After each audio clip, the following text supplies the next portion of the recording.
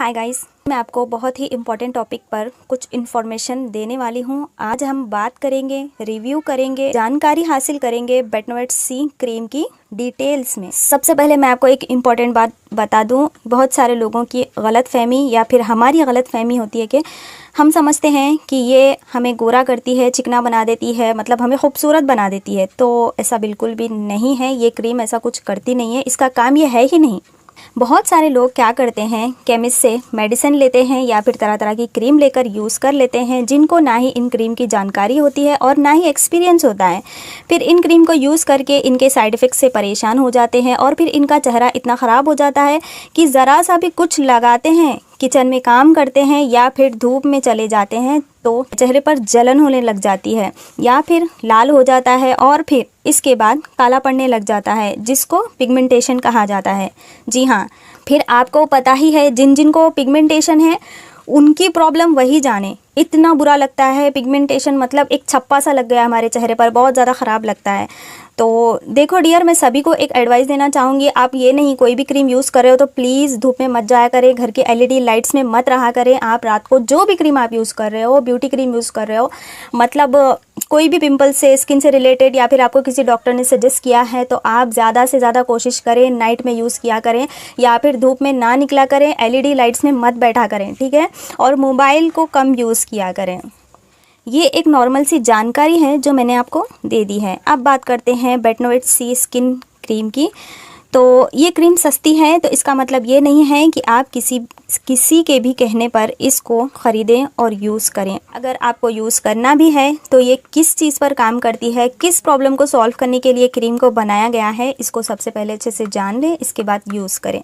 Guys, ये है Betnovate C skin cream. Packaging इसकी आपको नॉर्मल कार्डबोर्ड बॉक्स में आ जाती है और इसकी प्राइस है 48 रुपीज़। इसकी मैन्युफैक्चरिंग डेट है अक्टूबर 20। इसकी एक्सपायर डेट है सितंबर 22। तो ये 30 ग्राम आपको मिलती है। सबसे पहले मैं आपको बता दूं, इस क्रीम की शुरुआत सिर्फ यहाँ से नहीं, जी हाँ, बेटनोवेट सी से नहीं, इस क्रीम की शुरुआत यहाँ से होती है। मेन इंग्रेडिएंट्स इनके यहाँ पर मेंशन कर दिए गए हैं। यहाँ पर आपको 2 इंग्रेडिएंट्स नज़र आएंगे। आपको क्लियरली यहाँ पर मेंशन कर दिया जाता है कि बेटनोवेट सी क्रीम को किन इंग्रेडिएंट्स से बनाया गया है। इस क्रीम की शुरुआत बेटनोवेट सी से नहीं, बेटामिथासोन क्लियोकिनल से होती है। अगर आप ये समझ लोगे तो बेटनोवेट सी आपको खुद ब खुद समझ में आ जाएगा। सबसे पहले मैं आपको इन दोनों इंग्रेडिएंट्स के बारे में बता दूं कि ये किस चीज़ पर काम करता है, और ये जिस चीज़ पर भी काम करता है, आपको इस क्रीम को उसी प्रॉब्लम को सॉल्व करने के लिए इस क्रीम को ख़रीदना है, ठीक। और किस वजह से इन दोनों क्रीम को मिलाकर इस क्रीम को यानी बेटनोवेट सी क्रीम को बनाया गया है। बेटामिथासोन, इसके बारे में मैंने पता किया तो मुझे पता चला कि ये एक स्टेरॉयड मेडिकेशन है। इसको एक्जिमा की प्रॉब्लम के लिए यूज़ किया जाता है, मतलब कि बैक्टीरियल इन्फेक्शन के लिए बेटामिथासोन को यूज़ किया जाता है, जैसे कि फेस या बॉडी पर रेडनेस का हो जाना, दाग, धब्बे, फुंसी, फोड़ा, दुम्बल या फिर खुजली, इचिंग का प्रॉब्लम हो जाना। इन कंडीशंस में बेटामिथासोन को इस क्रीम में डाला जाता है।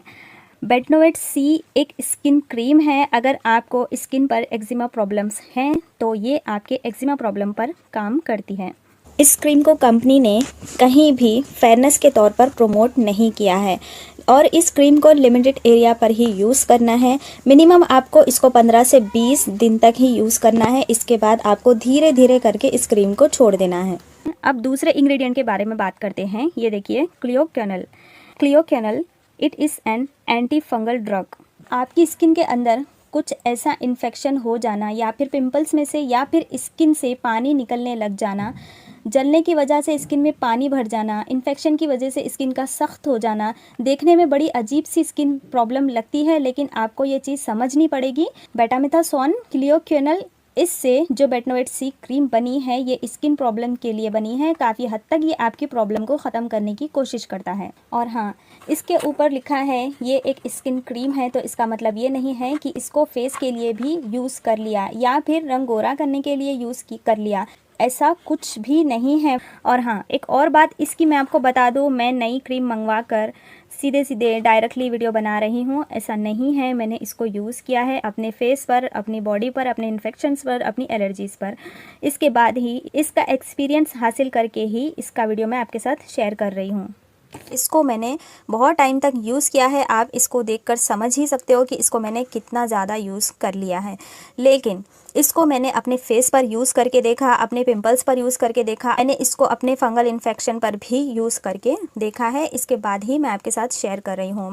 इसको मैंने ख़ास करना अपने इन्फेक्शन के लिए मंगाया हुआ था, तो मैंने सोचा कि क्यों ना इसको अपने पिंपल्स पर, अपने फेस पर भी यूज़ करके देखा जाए, तो मुझे इसके बारे में और भी बहुत सारा आइडिया मिल सकता है, बहुत सारी नॉलेज मिल सकती है। तो मैंने इसको अपने फेस पर भी यूज़ करके देखा है। लेकिन सबसे पहले मैं आपको इसके बारे में कुछ और जानकारी देना चाहती हूँ।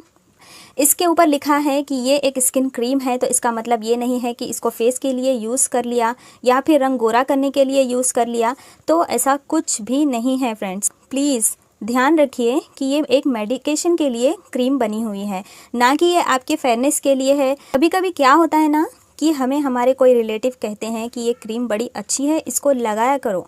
फंगस, एक्जिमा, स्किन की प्रॉब्लम्स हैं जिसके लिए हम इस क्रीम को यूज़ करते हैं। ध्यान रखो कि जब भी आप इस क्रीम को यूज़ करो 2 हफ्ते के लिए ही यूज़ करो। इसके बाद अगर आपको रिजल्ट्स नज़र आते हैं तो 1 दिन का गैप देने के बाद ही आपको इस क्रीम को यूज़ करना है। डिपेंड करता है कि आपकी स्किन की कंडीशन कैसी है। बेहतर है कि डॉक्टर की सलाह लेकर ही इस क्रीम को यूज़ करें, और वो भी फंगस या एक्जिमा के केस में। और प्लीज़ इस क्रीम को ना गोरा होने के लिए या फिर पिंपल्स के लिए मत यूज़ करिएगा, वरना आपको और ज़्यादा पिंपल्स होते ही रहेंगे। गाइस, बेटामेथासोन आपकी स्किन के जो टिश्यूज़ होते हैं इनको चेंज करता है। अगर आप इसको गलत टाइम पर गलत तरीके से यूज़ कर लेते हैं तो एक ऐसा टाइम आएगा कि आप इस क्रीम को छोड़ नहीं पाएंगे। ना छोड़ने की वजह से, इसके ज़्यादा इस्तेमाल करने से आपकी स्किन पतली होने लगेगी, रेडनेस हो सकती है, स्वेलिंग हो सकती है, और आपकी स्किन के जो छोटे छोटे बाल होते हैं जो नज़र नहीं आते हैं वो भी नज़र आना शुरू हो जाते हैं। इनकी ग्रोथ ज़्यादा होना शुरू हो जाती है। इन केसेस में आप इस क्रीम को छोड़ नहीं पाएंगे, तो इसको आपको लंबे टाइम तक यूज़ नहीं करना है। तो आसान लफ्ज़ों में मैं आपको बता दूं, ये क्रीम इन्फेक्शन, एलर्जी, खुजली, redness, fungus, fungal, eczema problems में यूज़ की जाती है। मैं आपको बताना चाहती हूं कि सबसे पहले मैंने इस क्रीम को किस चीज़ के लिए ख़रीदा था और किस लिए यूज़ किया था। तो मैं आपको बता दूं, अगर आप मेरे वीडियोस देखते हो, अगर आप मेरी हर वीडियो देखते हो, तो आपको पता होगा कि मुझे धूल, डस्ट में काम करने से एलर्जी होती है, मुझे इन्फेक्शन हो जाता है, जिसकी वजह से मैं बहुत ज़्यादा परेशान हो जाती हूँ। देखो, घर का काम तो हर किसी को होता है, चाहे हम लड़के हो या लड़कियां हो। देखो, लड़कियों को घर का काम करना होता है और लड़कों को घर के बाहर काम करना होता है। घर में भी आपको धूल, डस्ट में काम करना पड़ता है और बाहर भी। मतलब हमारी लाइफ ना, मतलब मेहनत किए बिना गुजर नहीं सकती, हम गुजार ही नहीं सकते। तो कहीं ना कहीं हमें किसी ना किसी चीज़ की एलर्जी हो जाती है, चाहे वो आँख में हो, चाहे वो कान में हो, चाहे वो हमारी बॉडी का कोई भी हिस्सा हो। तो उस टाइम पर मैं इस क्रीम को यूज़ करके देखूं और इसका एक्सपीरियंस हासिल करूं, फिर इसके बाद आपके साथ शेयर करूं। क्या पता आपके भी कोई काम आ जाए ये वीडियो। तो मैंने इसको अपनी बॉडी पर यूज़ किया। जब भी मुझे एलर्जी होती थी, मैं इसको सोने से पहले अपने हाथ और पैर दोनों को अच्छे से धोकर इसको अपने हाथों पर और पैरों पर लगा लेती थी, तो इससे मुझे बहुत अच्छी राहत मिलती थी। लेकिन एलर्जी मुझे फेस पर भी होती है, धूल से, डस्ट से। इसी वजह से जब भी मुझे बॉडी पर एलर्जी होती है तो डेफिनेटली मेरे स्कैल्प पर और मेरे फेस पर भी मुझे एलर्जी हो जाती है, जिसकी वजह से मुझे फेस पर भी इचिंग होती है या फिर पिंपल्स आते हैं। तो मैंने इसको अपने पिंपल्स पर भी यूज़ करके देखा है, लेकिन ये फेस पर काम नहीं करती है गाइस। जितने आपको पिंपल्स आने हैं वो आते ही रहते हैं। लेकिन हाँ, अगर आप इचिंग प्रॉब्लम को सॉल्व करना चाहते हो, अगर आपकी स्किन पर, आपके चेहरे पर अगर आपको इचिंग प्रॉब्लम है, तो आप इसको लगाओगे तो आपको इसका फ़ायदा डेफिनेटली मिलेगा।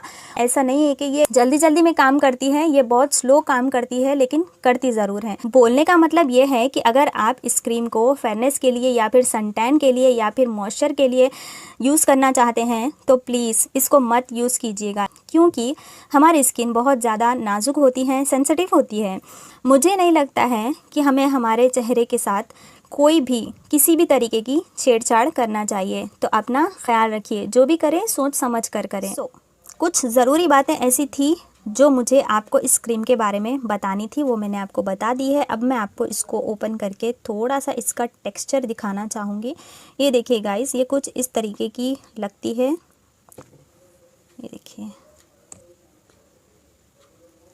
ये देखिए इसका टेक्सचर, ये देख सकते हो आप, इसका टेक्सचर कुछ इस तरीके से होता है।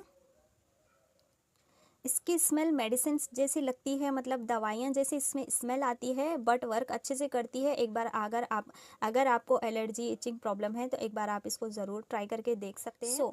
अगर आपको बेटनोवेट सी क्रीम के बारे में जानकारी अच्छे से मिली हो तो जाने से पहले हमारे वीडियो को लाइक सब्सक्राइब ज़रूर कीजिएगा, क्योंकि हम हमारे चैनल पर आपको daily life care, daily skin care की छोटी छोटी चीज़ों की बड़ी बड़ी मालूमात देते रहते हैं। तो प्लीज़ जाने से पहले लाइक शेयर एंड सब्सक्राइब ज़रूर करिएगा। मिलेंगे हम आपसे अपने नेक्स्ट वीडियो में।